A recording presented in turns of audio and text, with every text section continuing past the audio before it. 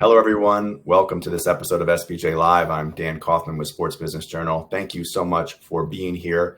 We will get started just a moment, but as people are entering the webinar platform, I want to make sure that I give you a few instructions on how we love these episodes of SBJ Live to run. And both of those instructions relate to your engagement and your interaction with the panelists and with me here. This is live, so we encourage you to be active, not passive. And that means that we want you to, one, take a look at the chat bubble that is in the bottom right-hand corner of your screen. That's where you can message people you see who are messaging within the chat if you know them. You can also, if you'd like, introduce yourself and tell us who you are and where you're coming from there. And if you have comments about what we're talking about, please feel free to drop them right in there. And we will be monitoring that. And if we see some nice comments, I'll make sure to shout it to the audience, everyone here. The other way that I want to get your engagement is through the questions tab. That's in the bottom right next to the chat tab. That's where we want your questions. This is going to go for about 40 minutes or so, and I have a ton of questions, but I want your questions as well. You can upvote questions that you see come in that you really want to make sure that we get to. There's no specific Q&A period towards the end, so don't wait. Put your questions in the chat bubble as soon as they pop into your head, and we will do our best to get to them. All right. This is Engaging Consumers Through Social Sports, a new brand strategy. I'm very grateful to have three fantastic panelists who are here with us today, and I'm going to give each of them about 30 seconds to a minute to introduce themselves, and then we will jump right in. And I will start with Trisha Goyle. Trisha. Thanks for having us, Dan. My name is Trisha, and I'm the founder and CEO of Break Sports, which is a marketplace that unlocks access to underutilized spaces, from sport courts to golf simulators and ranges and rooftops, and really making them available for athletes and creators to run group-based sport activities to our community of over 300,000 users across these venues. Prior to starting Break Sports, I used to lead product at ESPN, Giphy, and the Huffington Post. And so really excited to be here to dive into all things sports and media as with this group here. Thanks, Trisha. Mickey. Thank you, Dan, and thank you also for having us and for giving us this platform. My name is Mickey Lawler. I am the commissioner of Unrivaled. Unrivaled is a new women's basketball league that is a 3-on-3 format on a full but compressed court. The court is about 20 feet shorter than a regulation court. The league was founded by Brianna Stewart and Nafisa Collier because the women's basketball season is such in the United States that it goes from May through September, October, and then the players tended to go overseas. We all are very familiar with the Brittany Griner incident in Russia, and what we've done is we've given the players the opportunity to stay in the U.S., to own equity in the league, and sorry, I'm getting a notification about AI coming from the platform. Anyway, so the players have equity. They stay in the U.S. It completes the basketball season, and we've had one season. It's been successful. So here we are. Thank you, Mickey. Kim. Thank you so much, Dan. And I'd be remiss if I didn't say congratulations, Mickey, on a really phenomenal inaugural season for Unrivaled. My name is Kim Nixon. I'm founder and managing partner for Open Venture Capital. We are a sport, health, and wellness-based venture fund. I'm an operator turned VC, so I've spent the majority of my career in product marketing and sales roles at big companies to small. That includes Under Armour, Headspace, Tonal, startups that are PE and VC backed. I took all of that experience and turned it into the basis for the thesis of our fund, which invests across traditional categories such as sport, fitness, nutrition, digital health, mental health, social determinants of health, and sector-specific care.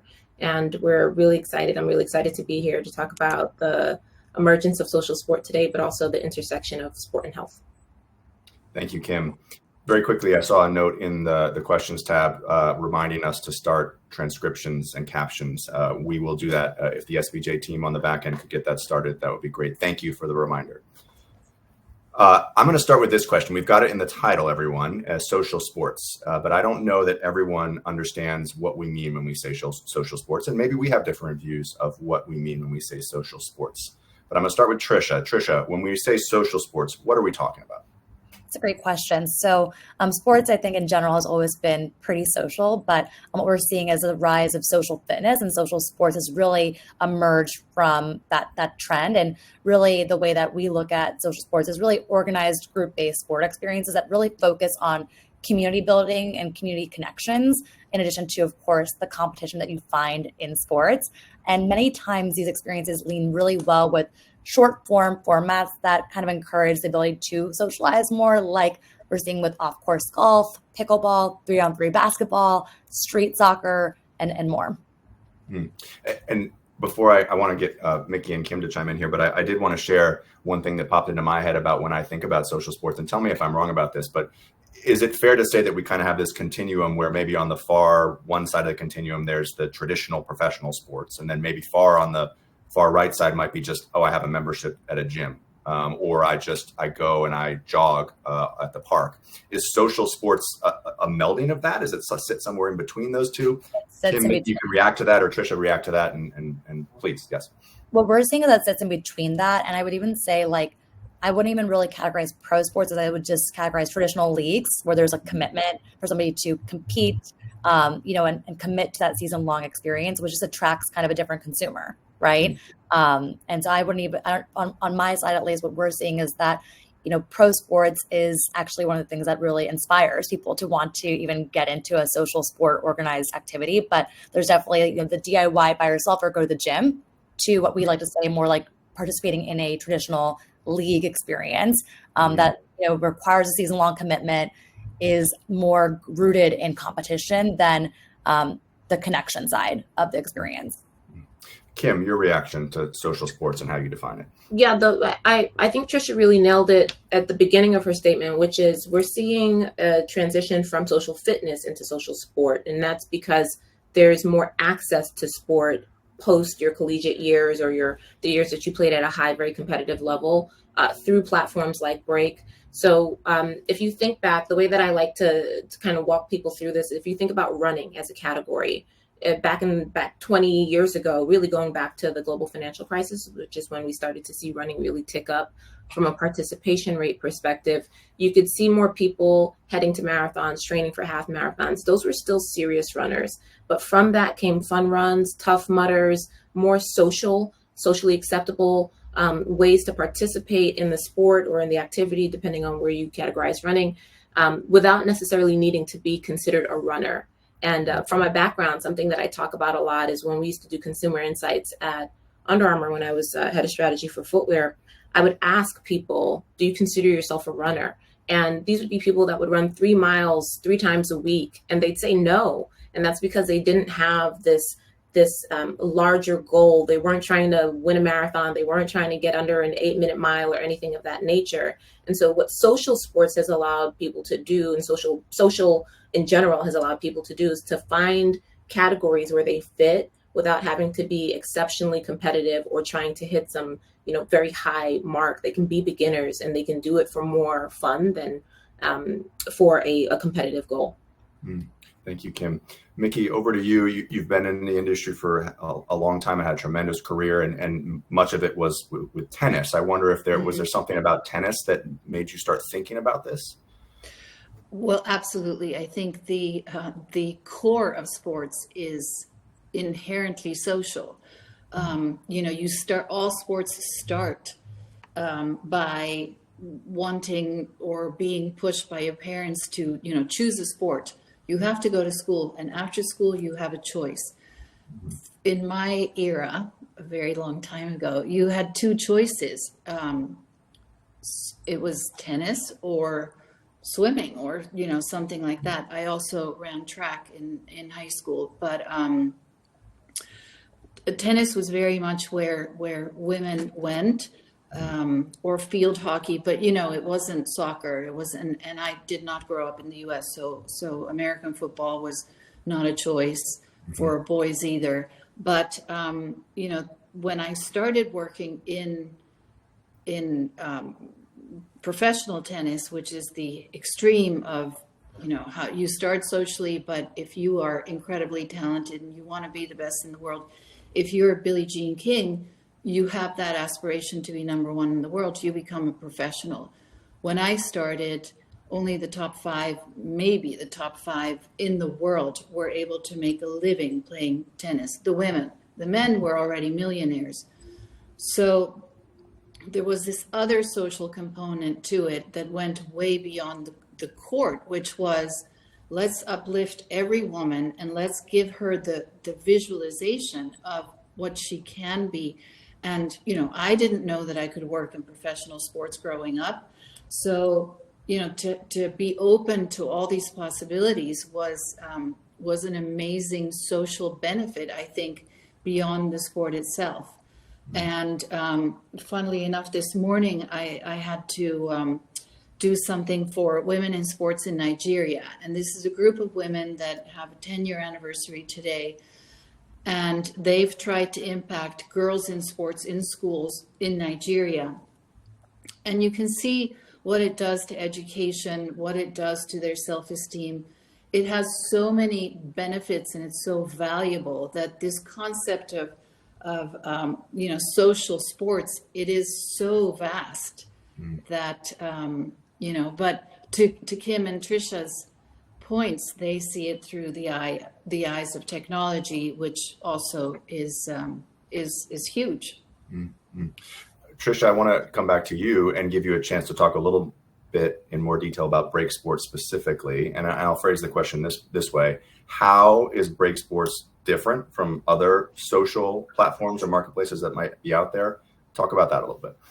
That's a great question. So there have been many, just like sport, recreational and grassroots sport platforms out there for years, actually. And I think really the big difference for us is that you have some of these apps that help you find players, and then you got to figure out the logistics of finding the place yourself and coordinating that.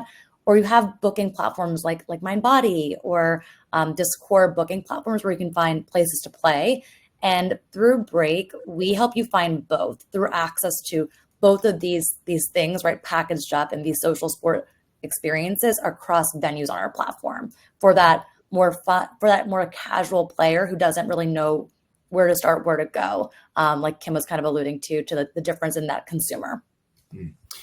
Trisha, you work with both the venues and brands, at least from what I can see from a somewhat outside perspective.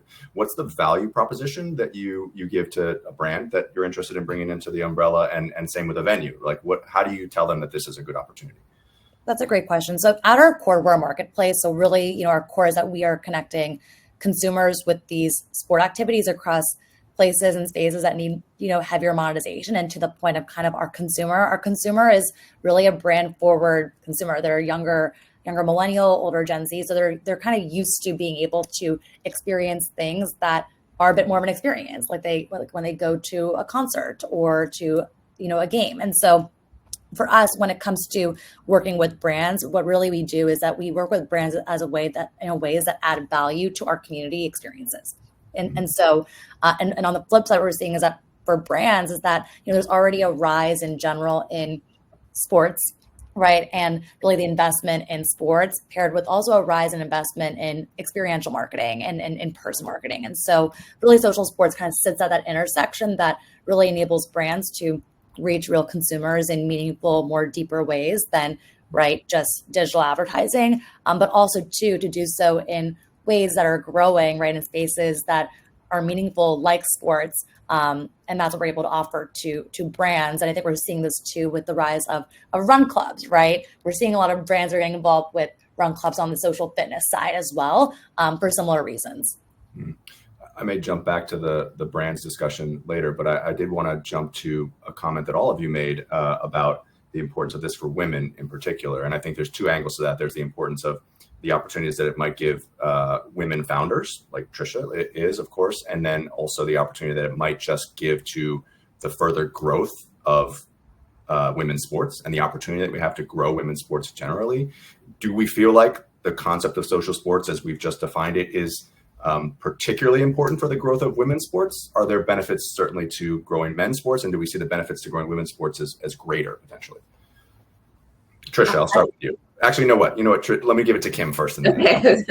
I was going to say, I think it can benefit all young people, all individuals that intend to participate in sport more. But I believe that a lot of the growth that we're seeing in social sport is about and creating innovation and ways to keep girls in sports longer.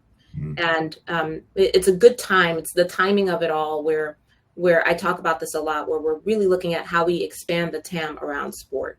So in order to do so, you have to give girls places to play, and you have to make it palatable to them, right? And that starts at a young age for sure with the girls that are coming up, but also for, again, those athletes that played in college or played at a high level and are looking for places to continue to compete and to be amongst other athletes and to continue to use that same team and sport mentality post their collegiate years. This is almost an expansion across the landscape of how women can continue to see themselves at a competitive level and in the competitive landscape. So you think about girls flag football at young ages today, and you can imagine where that will go for adults and leagues in 10 to 15 years. Pickleball, of course, has become a place where many athletes, all athletes, can find themselves continuing to be competitive in a way that doesn't feel rudimentary or like it's a diminishment of their actual ability to play. So the social part of it, and the reason why I think this is an important place for women and women leaders to be is because women, and this is a generic statement and general statement, but women are very good at building community and also about making space. So making space for people at different levels. So that innovation and that community piece together is where you see women really thriving in this space. And lastly, the thing I tell people across fitness and sport is that for women, we really need to see it. We need to see it to believe it. And we got to get a lot of other things off our plate. So you've got to make it really valuable time-wise. So it can't just be show up for this 20 minutes to do this thing or this 30 minutes to do this thing. We want to really be able to get a value out of it beyond just the sweat. We can do that anywhere. Kim, I'm going to stay with you for just a second and maybe ask if you'll answer the second part of my question, which was about female founders. Are you seeing, other than Trisha, are you seeing an opportunity for female founders in particular to really excel in this space? And what are you seeing? Absolutely. And I think this is because of a need to be innovative about the way that we monetize and commercialize, especially as sports and participation and fan engagement changes and shifts form. So for a long time, the way that leagues and teams monetize was very set. And those were on big sports with very large numbers around distribution, media rights, ticketing, and the like. And you can think of all the large leagues that benefited from that. But as new leagues and new teams and new players come to light, Unrivaled being one of those, we're going to have to find new ways to ensure that fans can continue to engage. And today it might not be, 1 million people at a stadium, but tomorrow we can have 1 million people engaging through different forms of engagement, whether that's live or digital or experiential, as Tricia mentioned. And that's where as women's sports starts to pick up and those viewership numbers start to rise, that's where women's sports and women's founders or women founders are really starting to lean into the merch, into the social media, into the explanation to women. I don't know if you've seen this, but there's been a real rise in the number of social media accounts and content creators that are just trying to explain to women what is happening in sport in a way that is digestible and makes sense for them, into the lives of these athletes off court, off pitch, off field, which is also an important place to make sure that we continue that storytelling and building narrative. So it is absolutely a golden time and moment for female founders because they're innovating to ensure that fans, players, leagues continue to get the visibility that they need to play on the level of men's sports. Thank you, Kim. You mentioned Unrivaled. I'm going to flip it to Mickey, and I'll phrase the question this way, Mickey, and maybe it's a two-part question. One, have you seen, given your work with Unrivaled, just naturally working with a women's league, the ability and the opportunity for these women to create more of a social participatory scene around everything that they do with the league? That's the first part of the question. The second part is, how are you actively leaning into that, right? Like what does Unrivaled think about the concept of being more social, being more participatory, and how are you doing that actively? So it's both passive and active, I suppose.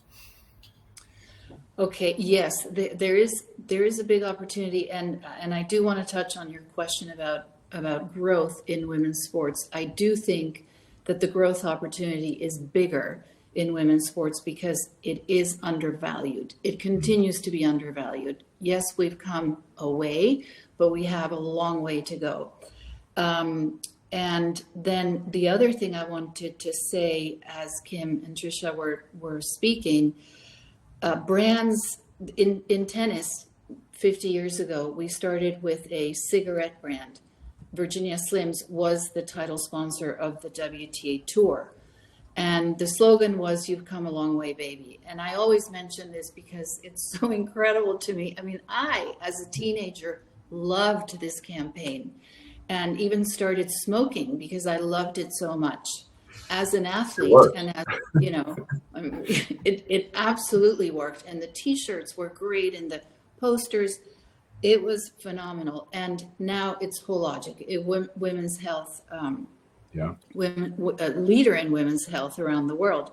So things evolve in a good way, and so brands used to present their image was very much focused on superficial attributes of who is the perfect woman in the eyes of a man.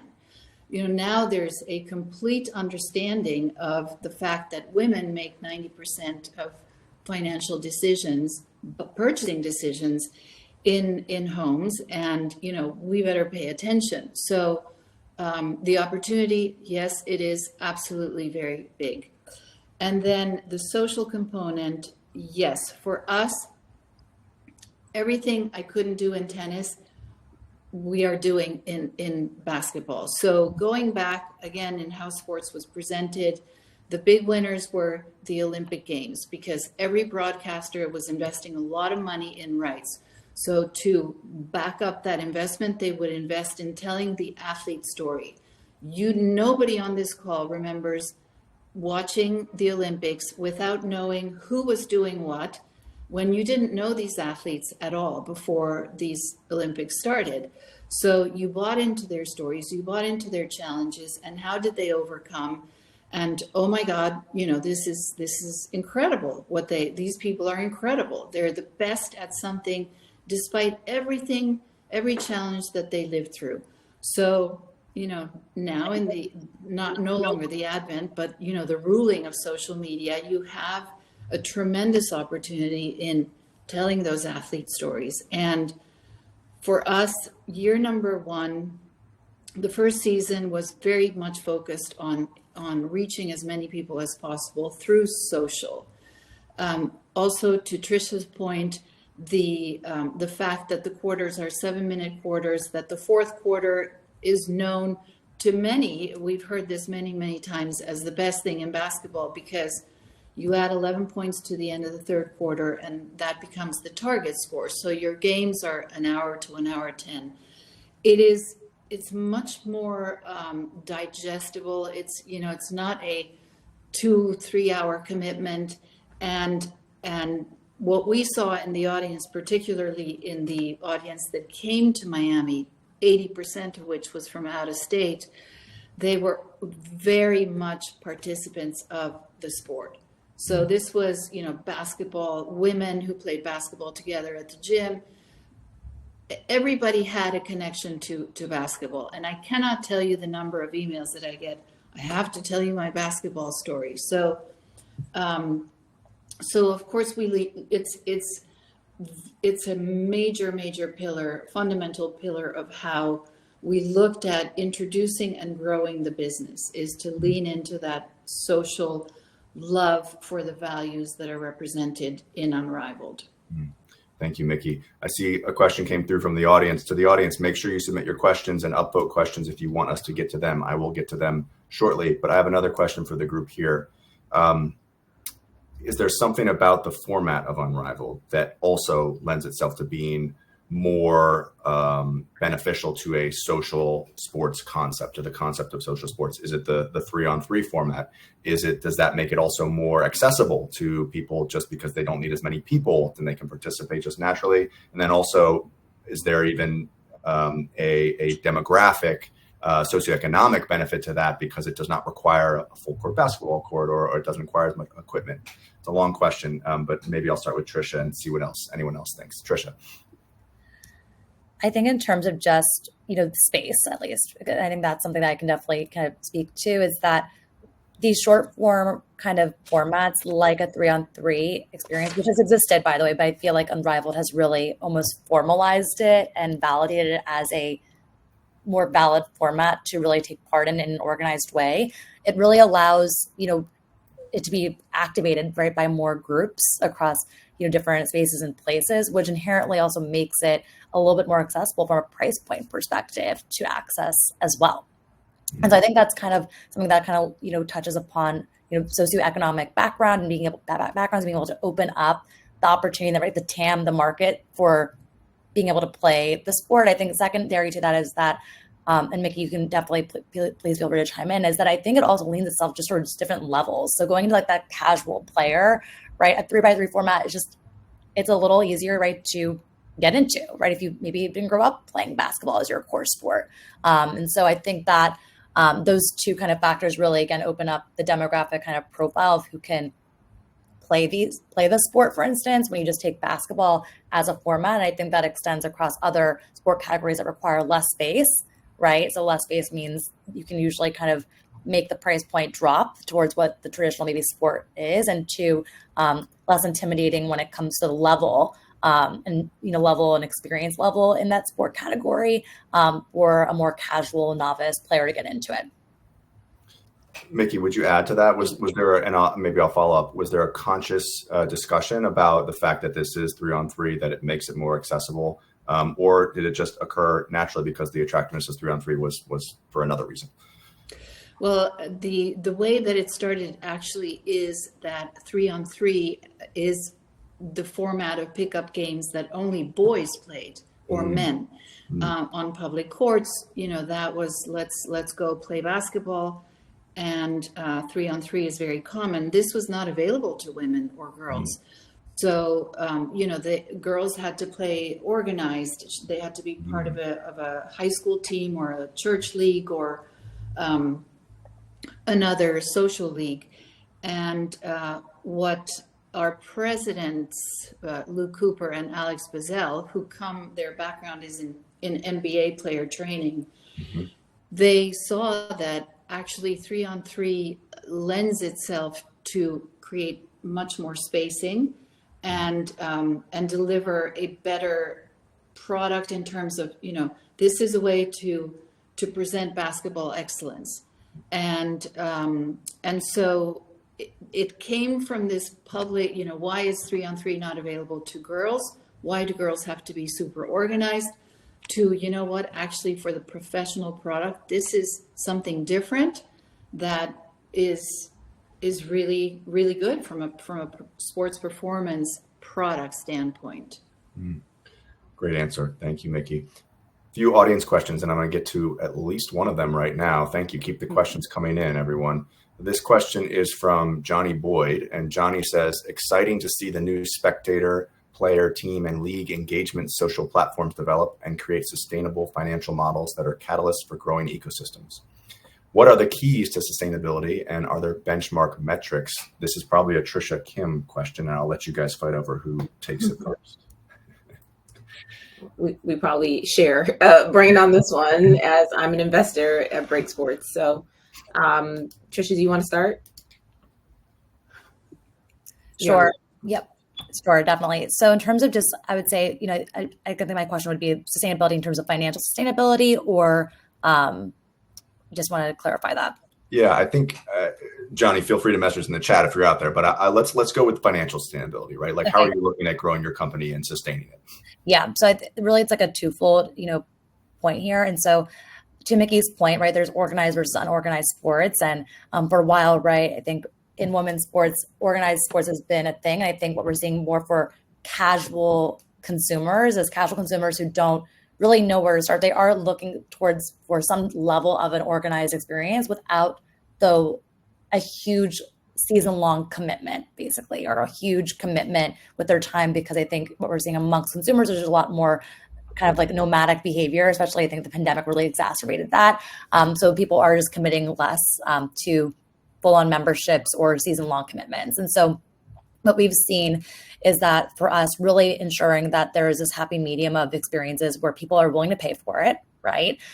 Which, on our platform, at least, we see people pay as little as $5 per game to up to around 55 as like that price point. So being able to really continue to make sure that experience is, one, accessible from a price point perspective, but there is some right level of willingness to pay for that experience. And two, really being able to grow the user base of people who want to get into these sports is important when it comes to just financial, sustainability, I would say, in the category, right? When I think about back in the day, there was the boutique fitness boom, and that was the thing, right? There was some, I would say, prohibitory like nature in it because the price point would typically average across the US at $33 a session. And so I think that, what is kind of happening with social sports is almost taking the things that worked really well in that boutique fitness boom phase, but creating more mass market ways to access it so that just the overall kind of market size is larger to really sustain that, financially and to continue to grow. With that, right, as that market of consumers continues to grow, you're going to see obviously more brands and also corporations too for employee benefits spend, right, as consumers demand more of these experiences. Thank you, Tricia. Kim, would you add anything? Yes, so Tricia's looking at it from a founder perspective, and when I look at it from an investor perspective, this is where we have a really great alignment. So I'm looking at data. We're very data driven and consumer behavior driven. So studying participation data rates over the years and the trends to ensure that we're not investing in a hype cycle. And when Tricia and I first started reviewing the opportunity at Break, we could see the participation rates that were consistently rising in racket, period, just racket sport all together. And then of course the advent of pickleball, which isn't that pickle is new, but that the audience was starting to get younger and younger. So a lot of the work that we're doing, it's not to the person that asked the question, it's not that all the stars are already aligned, it's that we're kind of peeking around corners. So we're looking at where that participation rate is. We're also looking at consumer behavior. Over the last 10 years, so much of the consumer behavior has shifted to preventative care versus acute care once you're sick. And a lot of that has meant higher spend in health and wellness and fitness. And that has now extended into participatory sports, such that we see higher reimbursement rates through HSA and FSA for fitness, and then now leading into sport. We see greater consumer spending being part of the moving from discretionary budget to being part of the fixed budget for your gym memberships or for your leagues and teams and things of that nature. So and now we're seeing sport become the platform by which people want to do other things. So run clubs for dating, and the events that Tricia is now starting to curate for brands, and that being part of a brand marketing budget and an experiential budget instead of just being a one-off sports marketing event. So you're seeing this shift from let's call it a secondary or a tertiary way in which brands, corporations, and users are engaging with sport into a primary way that they're engaging with sport, and that being a larger part of both household and corporation budgets. Those are the trends in the markets that we're looking for, and the metrics that basically say that this is a sustainable space for us. Thank you, Kim. Great questions from the audience. Keep them coming. I'm going to get to a couple more. One in particular I want to bring out there is from Wyatt Wells. Wyatt's question is, at the youth level, how do we get parents and athletes to embrace sport participation for social development rather than seeing sport as a career opportunity? I'm happy to let someone jump in, and if not, I'll assign someone. That is a great question, and it's very relevant to the U.S. It doesn't apply around the world. Relevant to the U.S. because of obviously the benefits, the financial benefits in college, and now with NIL, it's even worse. And actually, the more, let's put it this way. At the beginning of this session, I said to you that in my case, it was you have to go to school. That's not a choice. But after school, it is your choice. And what we're going to teach you is once you make your choice, you're going to commit. That teaches you commitment. That teaches you accountability. And I like that. And I married an American. I came to live in the United States in 1992. And that was actually a kind of a big difference between us, is that he was very much focused on, well, we need to, the boys have to go to the big sports, basketball and football, because, that's where the biggest opportunities are. And the girls, well, obviously, tennis or golf. And I couldn't understand that approach. No, we start sports here because of everything that it teaches kids, and you back off. And tennis parents are the worst. Well, now it's every sport, but in my day, tennis parents were the worst. And actually, the reason why many players dropped out, it was, you saw this drop off, a very big drop off in the under 16s for many reasons, but also because of parents and the stress, the pressure they put on the kids. It's the worst thing possible. So I'd say we need to get to the parents and make them see the value of focusing on the social benefits of sport, and not think about it's the best way to get your kid to love the sport. If the kid doesn't love the sport, you can forget it. You can't force this, or you're going to raise a very unhappy child, which nobody wants. No, indeed. Great point about NIL. I hadn't even thought about that. Trisha, I'll flip it to you. Do you have something to add? And we can go to Kim as well. Yeah, I mean, what we're seeing, so we've been around since 2020. And so what's interesting is that many of our users are now parents. They're thinking about this, right? And, one thing that we're seeing is, I think, especially with just the rise of social media, and also to the rise of the more open conversation around mental health, right? What we're seeing, at least amongst millennial parents, is definitely an interest in wanting to have, their children take part in some type of activity that is for fun, whether that is in athletics or not. That is something that we are seeing, to Mickey's point around commitment. And I think, really also to the sense of belonging, that is something that we're seeing too amongst younger parents who have kind of grown up with our platform, that they want for their children, again, especially with, how prevalent, right, the internet is amongst this next generation, along with, of course, Gen Z and younger millennials that grew up with social media and the like. And then just, again, I think like the ever-growing conversation around mental health, especially during the pandemic, we're seeing more of that become a point of conversation amongst millennial parents that are users on our platform. Kim, if you have anything to add, feel free. I would just, to answer Wyatt's question, I'd say from the data and the research that we're seeing, I don't see a slowdown in parents activating their children in this way. I'm a parent of 2 preteen boys. They are baseball players, and everyone on their team thinks they're going to the league.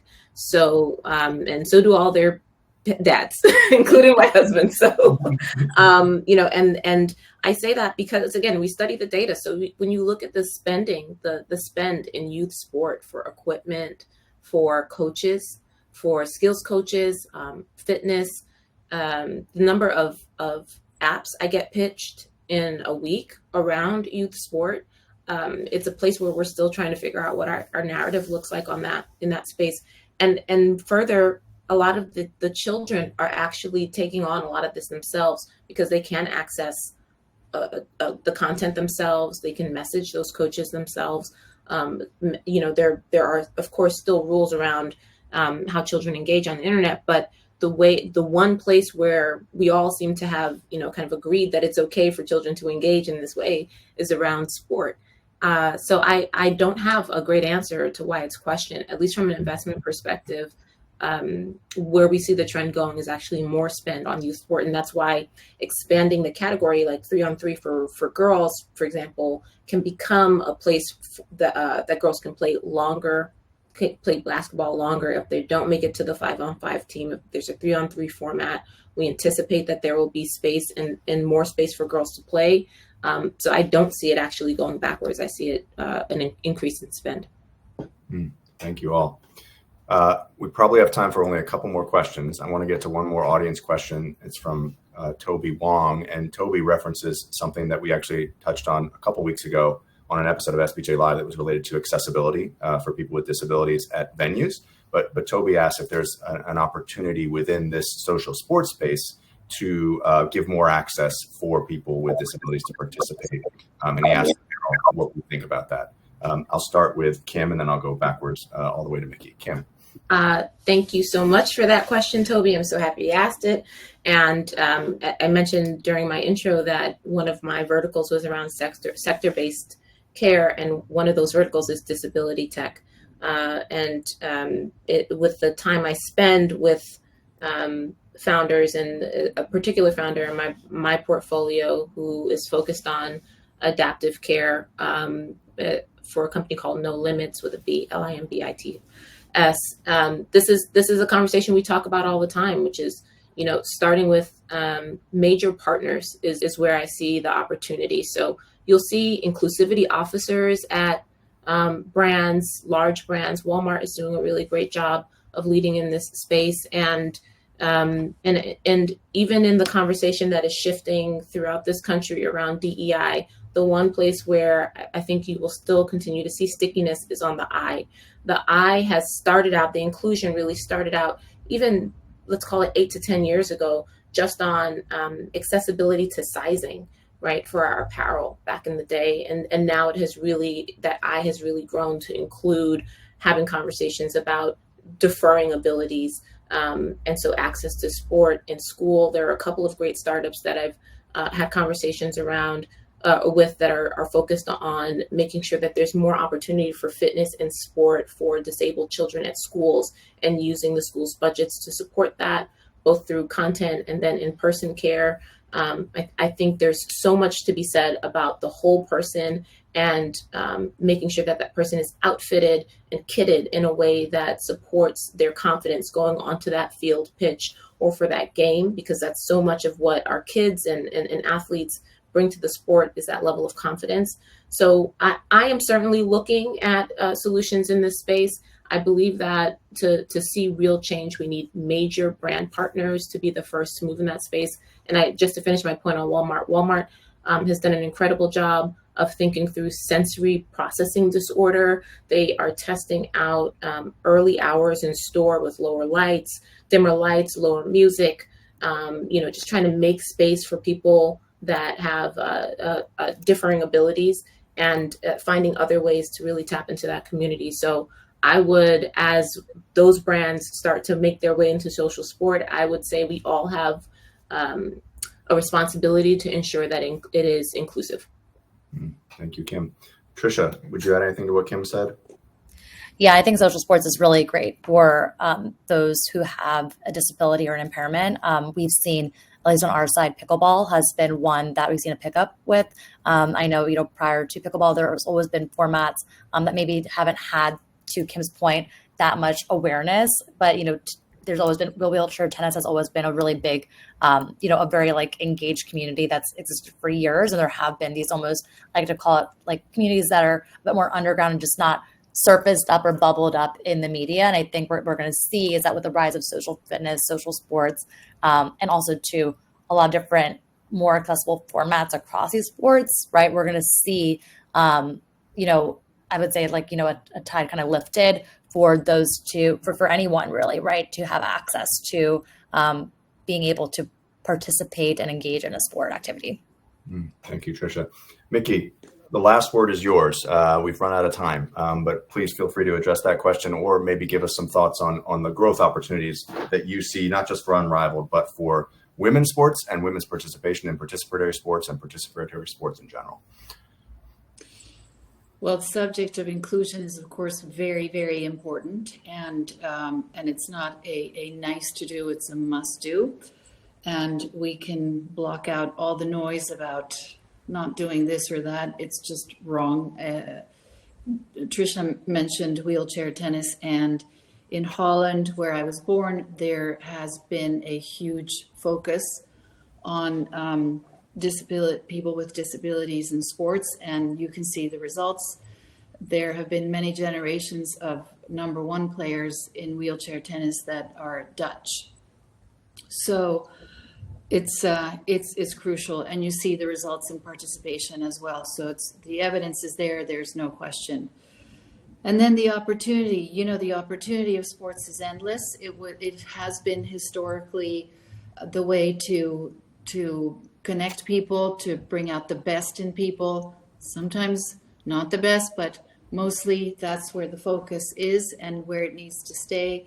In today's day and age, it is really important that we don't hide behind cameras, as we're doing now, and that we get out there and have physical contact with each other, and that we aim to be the best that we can. And this is on the court and off the court. But on the court, we're taught those lessons that will serve us well off the court as well. So this is never going away, and it is it's a good space to be in. I'm very fortunate to have been able to work in sports my whole life. Well, thank you, Mickey. We were fortunate to have you on this episode of SBJ Live. Fortunate to have Kim and Tricia as well. Mickey, you mentioned Alex, president of Unrivaled, and I'm going to give a shameless plug for the fact that Alex is speaking in person on stage at SBJ's upcoming Force Conference in New York, May 20th and 21st. I'm dropping a link in the chat to that. Alex will be with a representative from Samsung Mobile and a representative from Laquan Smith, the fashion brand, and he'll talk about how Unrivaled is working with fashion to entice brands to make sure that they're activating with them. And I think it'll be a great conversation. Again, Tricia, Kim, and Mickey, thank you so much. A special thank you to Dean Stoyer for helping us put this all together. Thank you to the audience for being here, and we will see you on the next episode of SBJ Live. Have a great day. Thank you.